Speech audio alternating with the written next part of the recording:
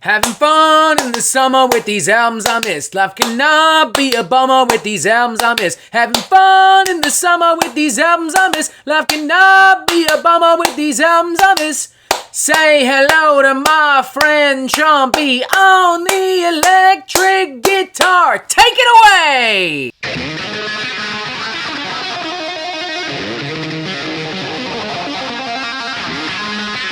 Show off.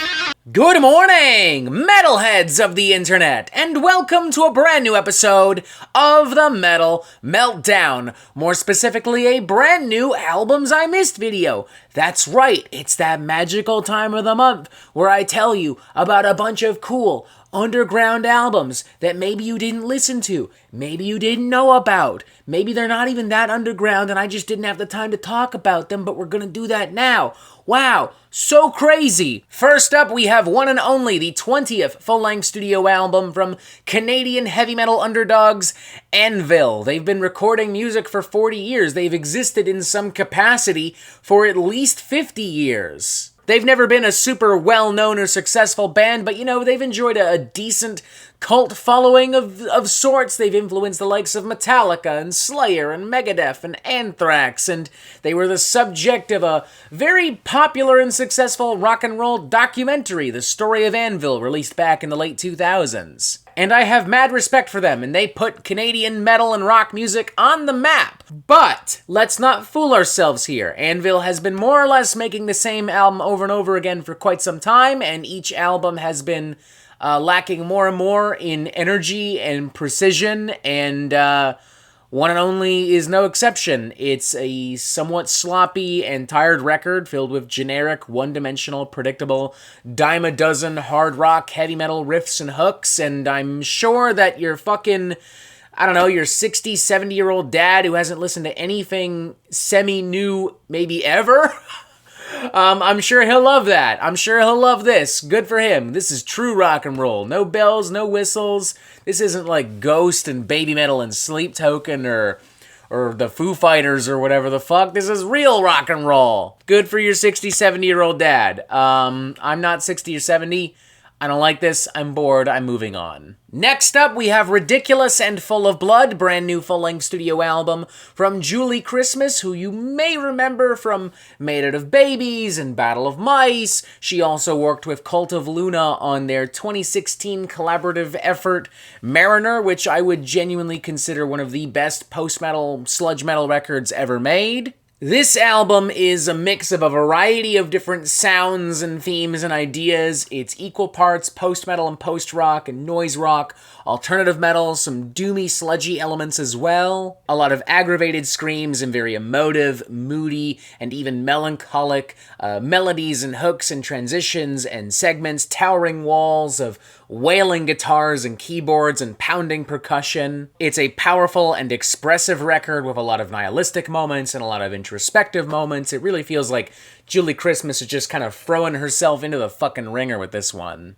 It's definitely a record that probably would have benefited from a full album review because there is a lot to dissect and discover and explore on this thing. And I think had I done so, I would have given this a 4 out of 5. I think it's a really special record. And hey, speaking of dark, expressive, emotional, moody post-metal, boom! The Healer from Sumac, American-Canadian post-metal supergroup featuring members, both current and former, of Isis, Old Man Gloom, Botch, Baptist, Russian Circles. Sumac is a tough band to really kind of sink your teeth into, they make very time-consuming, challenging music, very uncomfortable music with a lot of drawn-out segments and spacious moments and sludgy tones and textures that have a lot of anxiety and anguish and misery.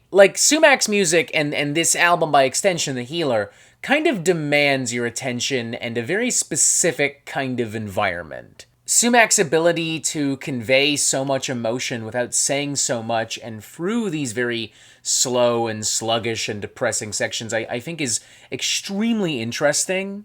Are the songs bloated and do they go on for too long? Yeah, absolutely, and it probably wouldn't kill the band to throw in some more colorful, vibrant moments here and there. But, you know, it's very heavy tonally and sonically. There's a decent amount of contrast. There's still some really great expressive and emotional moments here. It's definitely not going to be for everybody, but The Healer is nonetheless still another very interesting and cathartic record. Next up, we have Discontinued, brand new full-length studio album from Malignancy, their fifth, if I'm not mistaken. Apparently these guys have been kicking around for a little over 20 years. I had no idea. Not gonna lie, I'm kind of a dumbass. Here's what I do know. This album, if you're in the mood for some meat and potatoes, old-fashioned, technical, brutal death metal, boom, you're in luck. Nothing super flashy or funky or brand new or wild or over the top. It's, you know, lots of crazy fucking riffs and guitar, bass, drum interplay, very technical arrangements, very flashy arrangements, some weirder textures and transitions here and there, but, you know, nothing outside the realms of what I would expect from this genre. I wouldn't mind a meaner, beefier, punchier tone and feel for, like, guitar and especially for drums, but overall, a solid record. Check it out if you're in the mood for some good old-fashioned, technical, brutal death metal savagery and such. Next up, we have Torn from the Jaws of Death, brand new full-length studio album from Severe Torture. Pretty standard kind of Dutch death metal fare here, but you know what? It's fun, it's got some chunky, meaty grooves, and it's brutal, and it's got some slow, aggravating breakdowns and some more high-octane pummeling moments. They do a good job at throwing in, you know, varied riffs and beats to kind of keep you on your toes. No fat, no filler, no duds. It's well-produced and wraps up in about 38 minutes. By no means mind-blowing or essential death metal, but it is fun, and I think that's what most people are going to care about, so check it out. Whatever. Good old, brutal, meaty Dutch death metal goodness. Next up, we have Mass Incineration from Vomit the Soul. This thing had decent word of mouth. I heard about this from a couple of other metal YouTube peeps and also from other online blogs and such, and I thought, you know what, why not? Let's go check it out. Let's see what the hype is about, and I'm not sure I get it. I don't know. Maybe I'm a little death metaled out because we've been talking about so much death metal already, and we're going to talk about even more real soon. But, like, out of all the death metal we're talking about today, this is the least impressive and dynamic and interesting to me. Like, there's good flow from riff to riff and from beat to beat and groove to groove, and it's brutal and it's well produced, but I don't know, it just didn't really grab me that much at all. Like, I think by, like, the second song, I was kind of like, yeah, I'm good, I don't need to hear any more. I feel like this album has thrown everything at me that it could throw at me, that it will throw at me, and I was right because the rest of the album I was maybe a little bit bored by. Like, sure, Malignancy and Severe Torture weren't doing anything groundbreaking either, but I just feel like there was more varied riffs, and I just feel like it was heavier and just more engaging overall. Next up, we have Convergence from Fractal Generator, and of all the death metal we're talking about today, this is maybe my favorite. Maybe. Really cool, really precise, ambitious, atmospheric, technical death metal with dissonant death metal and death grind influence all kind of meshed together. It's like Portal, Gigan, Artificial Brain, and even Benighted all kind of like mixed together into something just like powerful and towering and dark and mighty. Some great epic moments with dissonant leads and textures and synths and amazing over-the-top guitar sections and dominating gurgling vocals. Great balance, great contrast all the way through. The record has a lot of body and depth and is genuinely very well made. Just really good stuff, man. I really enjoyed their sophomore album, Macrocosmos, when it came out back in, like, I think it was 2020, 2021. It was a while ago. I do think I like that record maybe just a little bit more, but this is like inches behind it, you know? Definitely check it out. Definitely awesome. Definitely worth your time. Next up, more death metal. Technical progressive death metal. Specifically from White Stones, entitled Memoria Viva.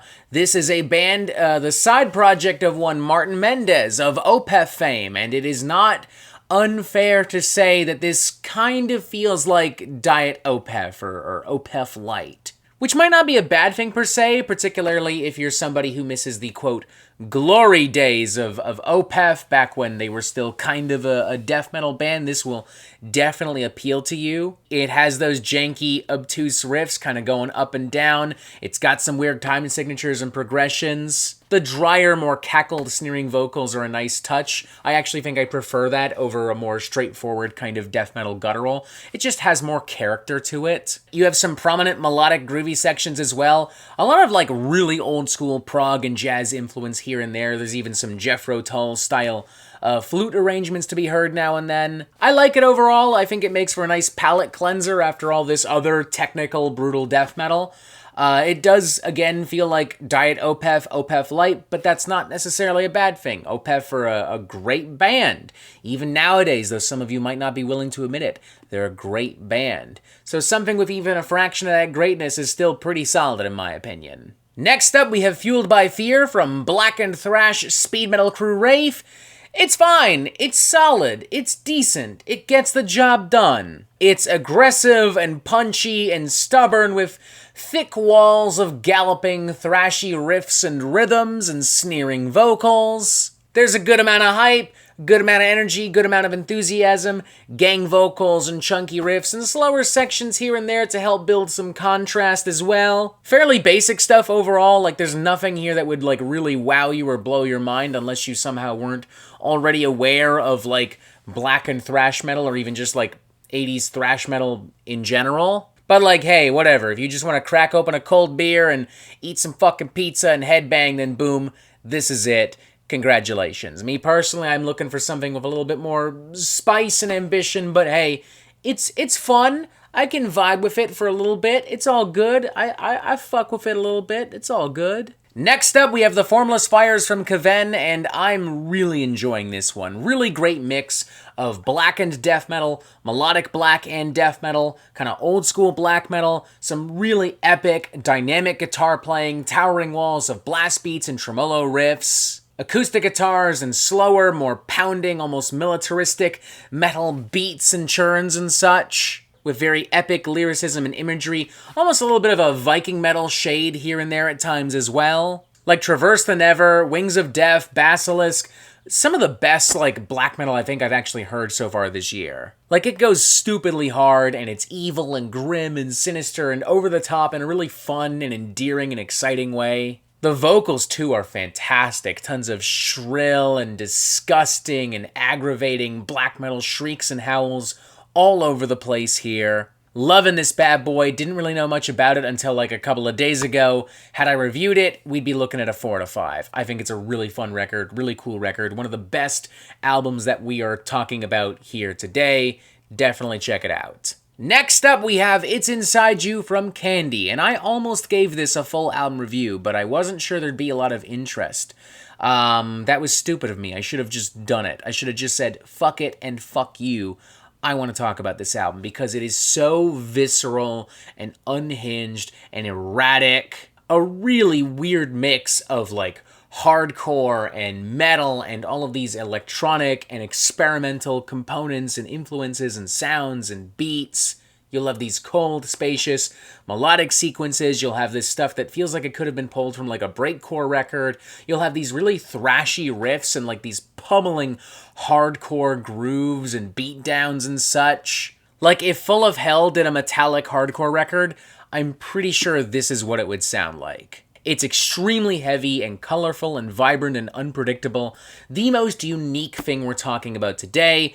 Had this also gotten review, it would also have been a 4 out of 5. It's a great fucking record. And finally, let's start wrapping things up with Dreams of Puke from Squid Peener, which is a weird one, a funky one. It's very erratic and unhinged and visceral, much like the Candy record, and sonically too, there's a lot of experimentation and a lot of just crazy shit, but this is also just more crazy, like just full-on batshit crazy, and unlike the Candy record, where I feel like everything has a purpose and everything works really well, I feel like a lot of stuff happens on this record just for the sake of having it happen. You know? That's not to say that it still isn't like really interesting and exciting and dynamic, because it is. But if you're coming into this looking for like some really sophisticated stuff, you're super dead wrong. Like it is an absolutely wild record. There's so much adrenaline, so many crazy, over-the-top guitar patterns and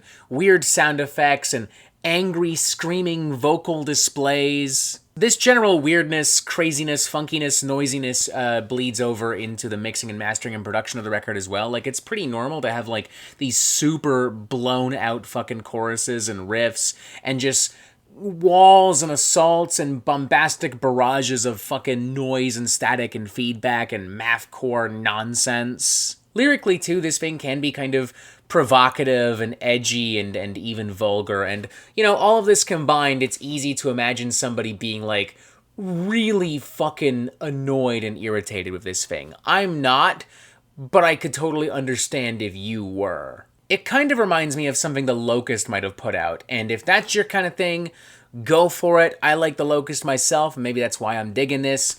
But in general, if you're not down to just hear some chaotic fucking nonsense, I'd say skip. You know? Like, it's okay. It's fine. I won't get mad at you. And booyah! There you have it. Those are all of the albums that I feel I missed in the month of June 2024.